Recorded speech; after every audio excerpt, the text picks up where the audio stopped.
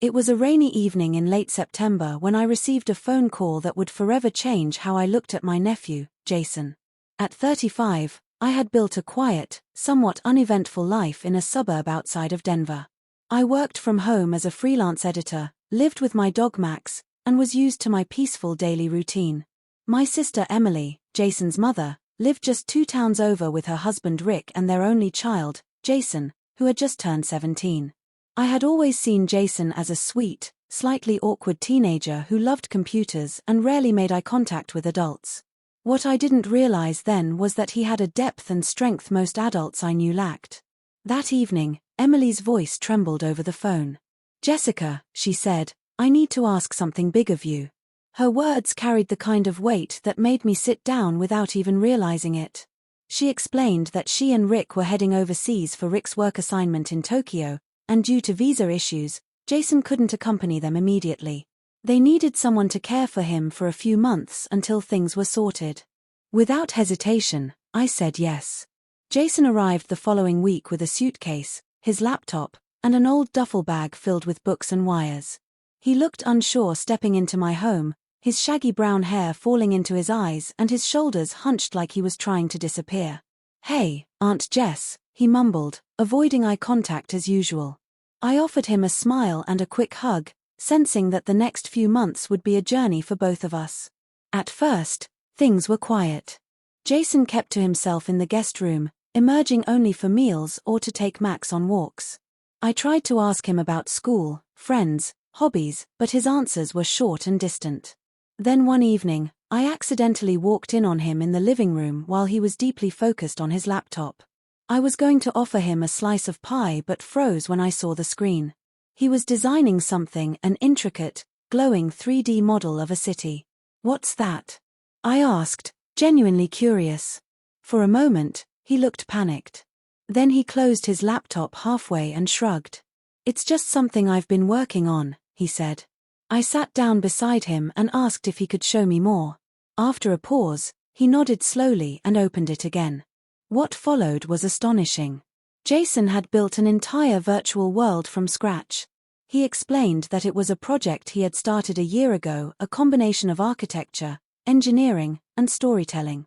The buildings weren't just structures, they had stories, histories, characters. He had even programmed weather systems, traffic flows, and evolving city economies.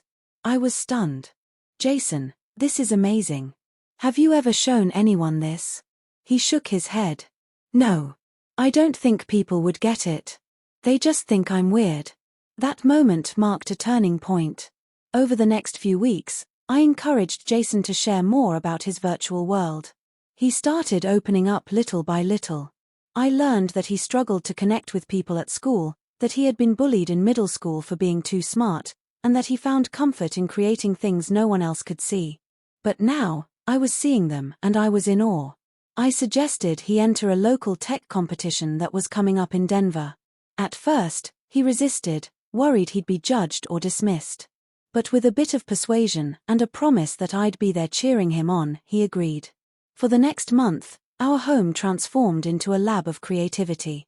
Jason would work late into the night, muttering to himself, sketching on notepads, programming endlessly. I supported him however I could, making his favorite snacks, keeping Max from chewing his notes, and being a quiet source of encouragement. The day of the competition arrived, and Jason dressed in his best button-down shirt and khakis. He looked nervous but determined. As we entered the large auditorium filled with students, judges, and curious onlookers, I could see him shrink into himself. But when it was finally his turn to present, something incredible happened. Jason stood at the podium, opened his laptop, and began to speak.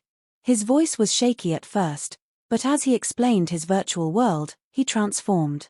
His passion took over. He spoke with clarity and brilliance, guiding the judges through his city's systems, philosophies, and design. He even got a few laughs when he pointed out small quirks he had programmed, like a park that occasionally hosted a ghost parade during rainstorms. When he finished, there was silence, then applause. One of the judges, a well-known software engineer named Dr. Marcus Klein, approached him after the presentation. They spoke for a long time while I watched from a distance, heart swelling with pride. Jason ended up winning first place. But more than that, Dr. Klein offered him a mentorship and invited him to visit his tech startup downtown. The weeks that followed were a whirlwind. Jason began working part-time at the startup under Dr. Klein's guidance while finishing his schoolwork online. He blossomed. He started smiling more, speaking confidently, and even made a few friends from the company. Emily and Rick were overjoyed, though stunned, when they heard the news. When it was finally time for Jason to rejoin his parents in Tokyo, our goodbye was surprisingly emotional. He hugged me tightly, tears welling in his eyes. "Thank you for seeing me," he whispered. I fought back tears myself. "Thank you for letting me," I replied. That was 3 years ago. Today, Jason is a sophomore at Stanford, majoring in computer science with a minor in urban studies. His virtual city is now a full-blown interactive platform being used by urban planners and educators. It's called Nexura, and it has thousands of users. He even gave a TEDx talk last year, and people all over the country know his story. But here's the part most people don't know, the beautiful part. Behind the success, behind the recognition and applause, is a quiet truth. Jason's story isn't just about coding or intelligence. It's about being seen. It's about an anxious teenager who bloomed not because of luck, but because someone took the time to say, "I believe in you." He once told me, "Aunt Jess, when I was building Nexura, I think I was building a version of the world where I could finally belong." And I believe that's what we all want, in the end, to feel like we belong somewhere, to someone. So yes, Jason's story is beautiful. Not because he became famous, but because he found his voice. He learned how to be proud of his uniqueness. He discovered that being different wasn't something to hide, it was something to build an empire upon. And every time someone asks me about him, I tell them this: the world didn't change Jason. Jason changed the world, one line of code at a time. Now, whenever I see a young person struggling to fit in, I remember those quiet days when Jason stayed in the guest room with his wires and his worries.